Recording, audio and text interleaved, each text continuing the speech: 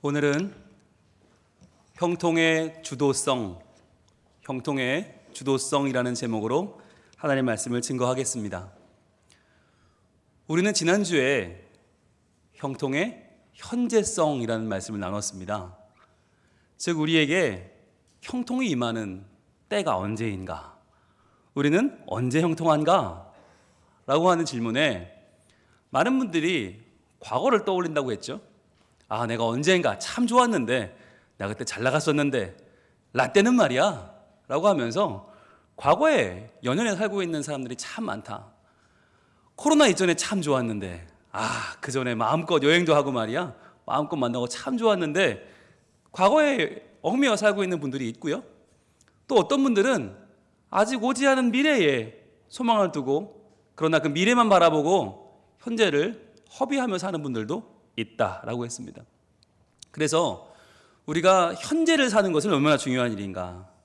하나님의 형통은 지금 여기를 사는 나에게 온다고 했죠. 그래서 우리가 오늘 하루를 사는 것은 얼마나 의미 있는 일인가.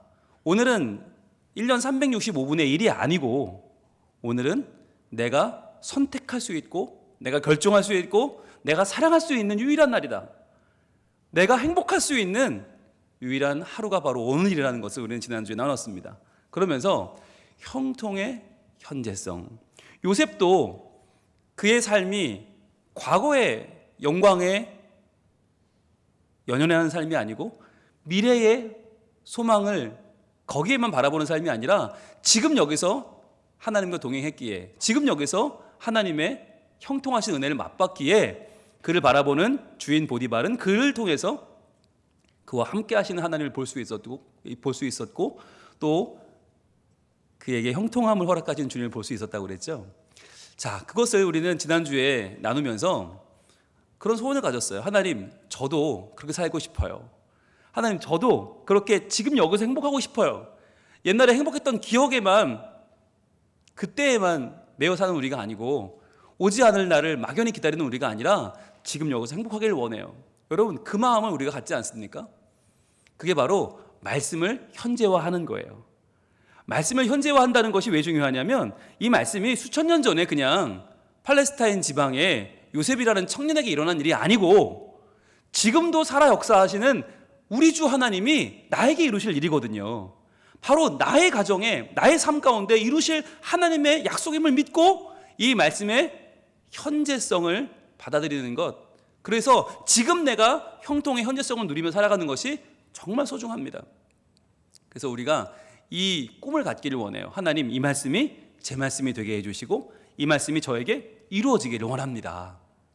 여러분, 그렇다면 이제 오늘은 형통의 주도성에 대해서 같이 보겠습니다. 형통의 주도성은 무엇인가? 그렇다면 이 말씀이 살아있는 말씀이 되어서 오늘날 나에게 임하려면 과연 뭐가 필요한가라는 거예요. 여러분, 우리의 인생에 과연 형통을 주도하는 세력은 누구인가? 누가 우리의 형통을 이끌어내는가? 누가 우리의 형통을 디자인하고 누가 우리의 형통의 추진력이 되는가라고 하는 것은 매우 중요한 질문입니다. 여러분, 신앙생활에 아주 중요한 팁을 하나 드릴게요. 그게 뭐냐면 좋은 질문을 던지는 거예요. 여러분, 인생을 잘 살아가는 분들, 의미 있는 인생, 정말 우리가 볼 때 참 잘 산다라고 하는 분들의 특징이 뭐냐면 좋은 질문을 던지고 그 질문에 답을 찾아 나갔기 때문에 그분은 잘 된 거예요. 질문을 잘못 던지면 그 질문에 답을 못 찾아도 불행하고, 또 찾는다고 해도 그 인생이 별거 아니에요. 그런데 좋은 질문을 던지면 그 질문에 답을 찾아 나가는 과정이 복되고 행복하고, 그것을 이루는 대로, 또는 이루지 못해도 우리 삶이 훨씬 더 수준 있는 삶이 되거든요. 좋은 질문 던지는 게 중요한데, 이를테면 여러분, 우리가 신앙생활 할 때 구원의 문제는 얼마나 중요합니까? 우리가 구원받으려고 예수 믿는 거 아니에요. 구원받고 하나님 자녀 되고 새로운 신분을 누리고 천국 가려고 예수 믿는 건데, 그런데 여러분, 구원의 문제에 있어서 이렇게 물어보는 분들이 있습니다. 당신 구원 받았죠? 그럼요, 받았죠. 그러면 당신 언제 받았습니까? 몇 년, 몇 월, 몇 시, 몇 주에 받았습니까? 이렇게 물어보는 분들이 있어요. 누굴까요? 구원파 이단입니다. 이 구원파는요, 집요하게 물어봅니다. 당신 그러면 그거 언제 받았는지 빨리 말해보라고. 확실히 구원받았으면 말이요, 몇 몇 년, 몇 월, 몇 시, 몇 초인지 알 거 아니냐. 근데 우리가 그거 아는 사람이 어디 있어요? 그래서 구원은 받았지만 내가 언제 받았는지 어떻게 알아? 그러니까 내가 조금 긴가민가 할 때 훅 치고 들어옵니다. 당신 육신의 이 태어난 생일은 정확하게 알면서 왜 영혼은, 더 중요한 영혼의 구원받은 날은 왜 모르냐고. 당신 그럴 수 있냐고. 당신 육적인 사람 아니냐고. 그러면 되게 미안해지죠. 내가 육적인 사람이었나? 그럼 또 들어오죠. 당신 결혼한 날짜는 알 거 아니냐고. 결혼식은 한 날짜는 정확하게 알면서 왜 더 중요한 하나님과의 영적인 결혼식인데 구원받은 날을 왜 모르냐? 그러면 굉장히 초라해집니다. 그럼 되게 잘못한 것 같고요. 내가 잘못 믿었나 봐. 막 그럴 때 그분이 훅 들어오죠. 그런 교회 나가지 말라고. 당신 그런 교회 나가니까, 그런 목사 말씀 듣고 사니까 그 뭐냐 그 꼴 아니냐. 그게 구원이냐. 때려쳐라. 그리고는 우리 구원파 교회 가자. 그리고 끌고 간단 말이죠. 여러분, 근데요, 이 말에 넘어가는 분들이 너무 많아요. 너무 많아요. 수십 년 신앙생활 잘하던 분들이, 말씀생활, 기도생활 하던 분들이 이 말 듣고 혹 넘어가요. 제가 이 얘기를 왜 할까요? 이 중요한 주일 예배 시간에 이 얘기를 왜 해요? 이런 분들이 너무 많으니까. 이 구원파의 말이 너무 진짜 만든 것 같고 이게 혹해서 넘어가는 분들이 많아요. 여러분, 그런데 중요한 거, 질문을 잘 던져야 된다고 그랬죠? 구원에 대한 질문은 무엇입니까? 구원은 언제 받았냐가 중요한 게 아니에요. 구원은 어떻게 받았냐의 문제예요. 띄워주시죠. 자, 우리 같이 한번 읽어봅니다. 시작. 구원은 언제 받았냐가 중요한 게 아니라 어떻게 받았냐가 중요한 것이다. 그렇습니다. 여러분, 누가 언제 받았냐, 몇 년, 몇 월, 며칠, 몇이냐, 몇 초냐 물어보면 무시하세요. 그거 중요한 거 아니에요.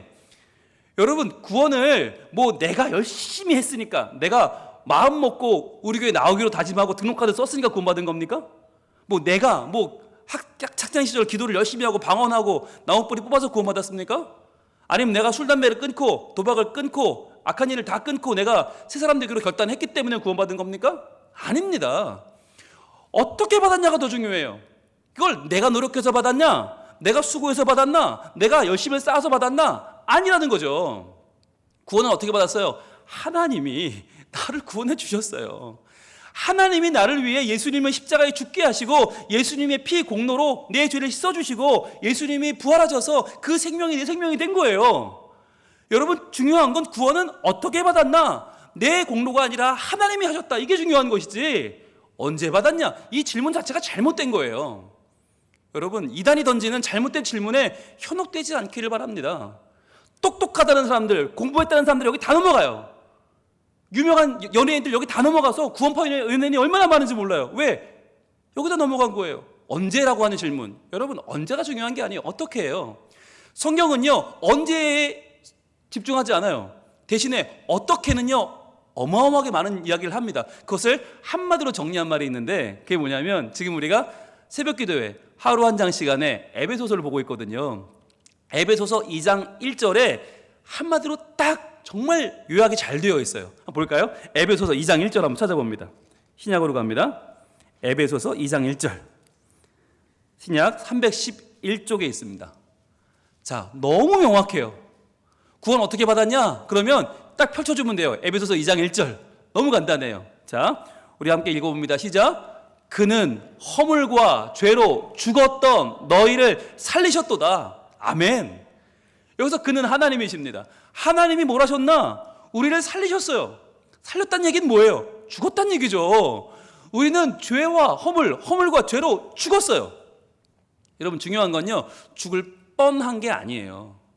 죽어야 마땅한 게 아니라 죽었어요. 이미 우리는. 여러분, 허물과 죄로 죽었다는 말이 뭐예요? 허물, 하지 말아야 할 일을 했다는 거예요. 우상숭배하고 욕심에 물들어서 남 무시하고 내 욕심에 빠져 살았어요. 우리는 허물이 많아요. 죄는 하마르티아인데 하마르티아는 과정을 벗어난 거예요. 해야 할 일을 하지 않은 거예요. 그게 죄예요. 하마르티아, 관역을 벗어났다. 즉, 그러니까 우리 인생은 어떤 인생이냐? 하지 말아야 될 허물은 앞장서서 하고 해야 할 것은 하지 않아 죄로 가득한 인생, 그 인생은 죽었다. 아니, 숨 쉬고 있는데요? 아침에 일어나서 밥 먹고 출근하는데요? 아니, 죽었다는 거예요. 왜? 하나님과 단절됐기 때문에.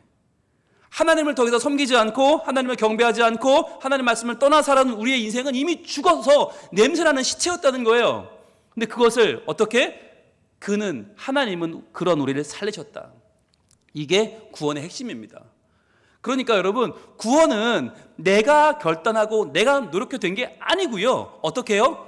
하나님이 나를 불쌍히 여기셔서 허물과 죄로 완전히 죽은 나를 다시 한번 살려주시고 나를 하나님의 백성 삼으신 거예요. 그게 구원이에요. 그렇다면 형통도 좋은 질문을 던져야 됩니다. 우리가 형통 그러면 제일 먼저 떠오르는 게 뭐죠? 내가 형통해지고 싶다는 거잖아요. 그럼 무슨 질문을 하게 돼요? 내가 뭘 하면 형통해지지? 내가 뭘 하면 되지? 자꾸 우리는 그 생각을 해요. 내가 공부를 열심히 해야 되나? 내가 일을 열심히 해야 되나? 내가 뭘 결단해야 되나? 내가 뭘 하면, 무엇을 하면 내가 얼마나 형통해질까? 이게 우리의 질문 아닙니까? 그런데요, 질문을 좀 바꾸실 필요가 있습니다. 자, 보여주시죠. 형통에 대한 질문은 바로 이렇게 하는 겁니다. 같이 읽어봅니다. 시작. 형통은 내가 과연 뭘 할까의 문제가 아니라 하나님이 나와 함께 하시느냐의 문제다. 아멘. 여러분, 이게 질문이에요. 형통 그러면 내가 뭐 하면 돼? 나 주식 투자해야 되나? 나 부동산을 해야 되나? 내가 이제 뭐 사업을 열어야 되나? 내가 뭐 장사해야 되나? 여러분, 내가 뭘 하느냐가 아니에요. 형통은 과연 하나님이 나와 함께 하시느냐의 문제예요. 왜? 우리가 형통이 무엇인지를 이번에 다시 정리했잖아요. 형통이 뭐예요? 형통은 돈 많이 버는 것도 아니고 유명해지는 것도 아니고 형통은 사람들 앞에 체면 차리는 것도 아니에요. 이 땅에 무너질 장막집에 소망을 두던 내가 이제 그 소망을 어디에? 하늘에 있는 나를 향해서 다가오시는, 나를 향해 내려오는 하늘의 처소, 즉 하나님의 집, 천국에 내 마음을 두고 그 처소를 내가 덧입기를 사모하는 것, 그게 형통이라고 우리는 정리했어요. 이제 우리는 그 형통을 소망해요. 그런데 그 형통이 과연 뭐냐? 하나님이 나와 함께 하실 때 일어나는 나의 인생의 변화예요. 즉 형통은 내가 뭔가를 하고 꿈꾸고 목적하고 의지로 무엇을 이뤄가는 게 아니고 내 악으로 깡으로 내 인생을 바꿔가는 게 아니고, 형통은 하나님이 나와 함께 하실 때, 하나님의 숨이 내게 불어져서 허물과 죄로 죽었던 내가 하나님의 은혜로 다시 살아나는 것, 그래서 내가 하늘을 꿈꾸고 소망하며 하늘의 삶을 사는 것, 그게 형통 아니에요. 그래서 중요한 건 형통은 내가 무엇을 해서 이루는 것이 아니라 하나님이 나와 과연 함께 하시느냐의 문제다. 이것을 우리가 지금부터 구해야 하는 거고, 이걸 고민해야 되는 거고, 이것을 점검해야만 하는 것이죠. 요셉도 마찬가지입니다. 과연 요셉의 인생에 하나님은 어떻게 형통을 허락하셨나? 오늘 본문 창세기 39장 1절로 3절 말씀 가운데서 3절을 우리 같이 읽어보도록 하겠습니다. 3절 말씀 시작. 그의 주인이 여호와께서 그와 함께 하심을 보며 또 여호와께서 그의 범사에 형통하게 하심을 보았더라. 아멘. 자, 보세요. 보디발이 봤는데 보디발이 본 것은 요셉이 아니었어요. 분명히 요셉을 보는데 요셉이 보이는 게 아니라 여호와께서, 주어가 바뀌어요. 왜? 형통의 주도권이 요셉에게 있지 않으니까. 요셉이 뭘 한다고 해서 형통해지는 게 아니니까. 우리도 마찬가지. 우리가 한다고 형통해지는 게 아니라 누구와? 여호와께서 그와 함께 하심을 보고요, 또 여호와께서 그의 범사에 형통하게 하심을 보았어요. 둘 다 주어는 여호와께서예요. 그런데 이 두 가지 중에서 우리는 어디에 흥분합니까? 어디에 막 가슴이 뜁니까? 그렇죠. 범사에 형통하게, 우리는 여기에 가슴이 뛰어요. 그런데 여러분, 범사에 형통하게 하시려면 그 앞에 먼저 전제가 되는 게 있어요. 더 먼저 필요한 게 있어요. 그게 뭐예요? 여호와께서 그와 함께 하심, 이게 먼저예요.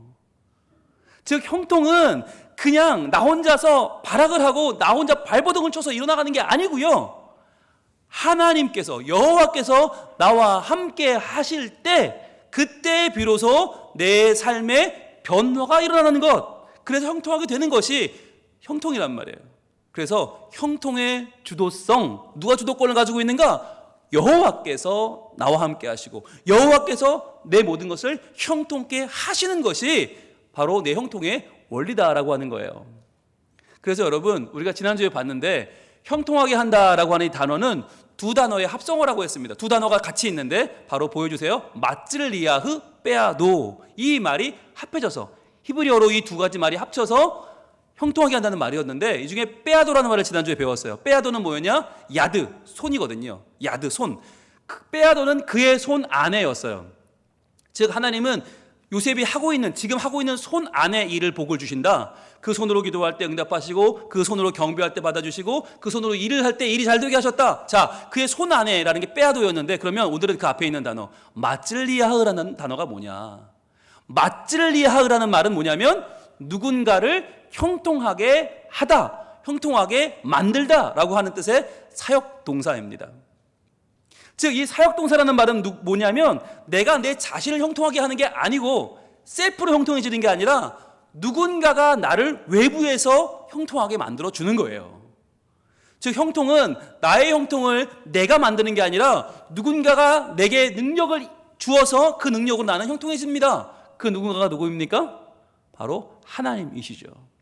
즉 하나님께서 내 손으로 하는 모든 것을 보시고 나를 능력 가운데 형통하게 해 주시는 것이 뭐냐? 형통입니다. 그래서요, 바꿔 말하면 내 자신을 형통하게 만드는 길은 내게 있지 않아요. 여러분 그거 알면 여기 앉아 있겠어요? 그거 알면 여러분 여기 이렇게 있지 않죠? 그걸로 책 쓰고 강연하고 아마 전 세계를 누비고 다닐걸요? 많은 분들이 물어봅니다. 이 코로나 위기를 이기는 방법이 뭘까요? 라고 물어봐요. 많은 분들이 저한테 연락하세요. 과연 성민교회는 뭘 어떻게 하길래 코로나 이 위기 가운데 예배드리는 인원도 줄지 않고 헌금도 다들 열심히 하시고 분위기도 너무 좋다고 그러고 아니 성민교회는 뭘 하길래 그런 거예요? 라고 하루에 몇 통씩 전화 옵니다. 그럼 제가 뭐라는지 아세요? 그런 방법 좀 있으면 알려주세요. 그럽니다. 아니 코로나 이길 수 있는 방법이 있으면 좀 알려달라고. 나도 좀 궁금해 죽겠다고. 코로나가 찾아서 다들 힘들어 죽겠는데 그런 방법이 어디 있냐고 제가 큰 소리를 쳐요. 여러분 우리가 코로나를 이길 수 있는 길이 있어요? 이렇게 하면 코로나 이길 수 있다, 이렇게 하면 위기를 이길 수 있다, 그런 방법은 없어요. 왜? 형통의 주도권이 나에게 있지 않기 때문에. 그걸 알았으면 벌써 우리 교회 뭐 몇만 명, 몇십만 명 이렇게 했죠. 여러분 그거 우리한테 있지 않아요. 형통의 주도권은 전적으로 하나님께 있습니다. 여러분 이걸 고백하는 게 도리어 이 코로나 위기를 이길 수 있는 유일한 방법이에요. 내가 뭘 해보겠다, 내가 뭘 시도하면 되겠지, 이거 방법 하면 되겠지, 저거 하면 되겠지. 여러분 얼마나 많은 사람들이 이런 어리석은 시도를 하다가 더 망하는 길로 가는지 몰라요. 중요한 건 겸손하게 하나님의 임재를 구하는 것입니다. 하늘의 문을 여소서. 이곳을 주님 바라보시고 우리의 기도를 기억하시고 주님만 바라보며 주님의 임재만 소원하는 우리 가족에게, 우리 가정에, 우리 일터에, 우리 교회에 하나님이여 부디 임재하셔서 하나님 우리에게 하나님의 형통을 허락하여 주옵소서. 주님 우리는 스스로를 맞질리야 할 수 없습니다. 하나님께서 그 이름을 우리에게 두시면 그 이름만이, 오직 주의 이름만이 우리에게 임하셔서 우리 영혼이 바뀌고 가정이 바뀌고 교회가 바뀌는 줄 믿습니다. 이것을 주목하여 보시고 우리의 기도를 들으시는 하나님이 안 계시면요, 아무리 담임 목사가 머리를 싸매도 안 되고요, 아무리 당회에서 밤새 회의를 해도 안 되고요, 아무리 재직들이 모여서 무슨 노력을 해도 소용없어요. 그게 되면 우린 교회 아닌 거예요. 교회는 하나님께서 형통케 하시는 공동체입니다. 우리 가정도 하나님의 임재가, 하나님의 이름이, 하나님의 함께 하심이 우리의 유일한 형통의 주도성임을 우리는 고백합니다. 이 시간 우리가 주님 앞에 찬양으로 우리의 마음을 알려드리길 원해요. 고백하길 원해요. 하나님의 문을 여시고 주여 우리에게 임재하셔서 하나님의 영광 가운데 우리를 변화시켜 주시고 허물과 죄로 죽었던 우리가 다시금 주의 임재로 살아나 이 위기 가운데 버텨내고 이겨내고 서로를 붙잡아주는 삶을 살아 주여 마침내 형통하게 되는 그 복을 누리게 하옵소서. 우리의 소망과 우리의 기도를 담아서 주님 앞에 나아갈 때에 하나님 응답하실 줄로 믿습니다. 찬양하겠습니다.